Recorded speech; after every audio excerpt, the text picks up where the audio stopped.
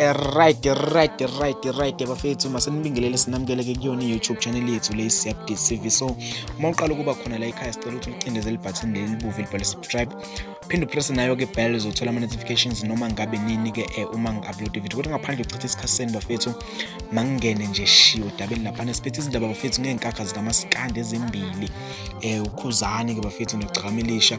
Insizwa lezi ke beziqhathwe lapha nokusigiya ngengoma bafethu ke kuqhude manikiniki lapho ke bezidlana khona imlala bafethu, kwase ukuthi ke Khuzani wahamba phambili ke bafethu njengoba ke elihluli ligcukamelisha lapha besiqhathe kuqhude manikuniki lapho khona uKhuzani athole 56%, kwase ukuthi igcukamelisha lathola 44% ke bafethu. Kuyinto le ebe susa nje umsindo lapha enkundleni zokuxhumana bafethu, abantu babanga lokhu nalokho.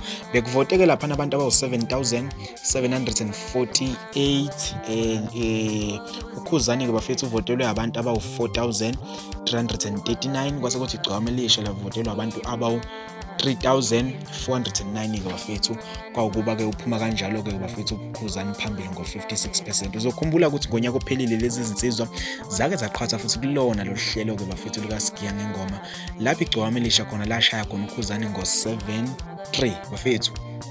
Nakho la ngifike ngidideke khona, ngifisa ukwazi ukuthi ke kahle kahle ubani inkonzi bafethu, ubani ohamba phambili lezi insizwa njengamanje kuSigiya ngengoma. Igcukamelisha lamshaya uKhuzani last year, wase ukuthi kuKhuzani ulishaya igcukamelisha this year. Kwenzakalani?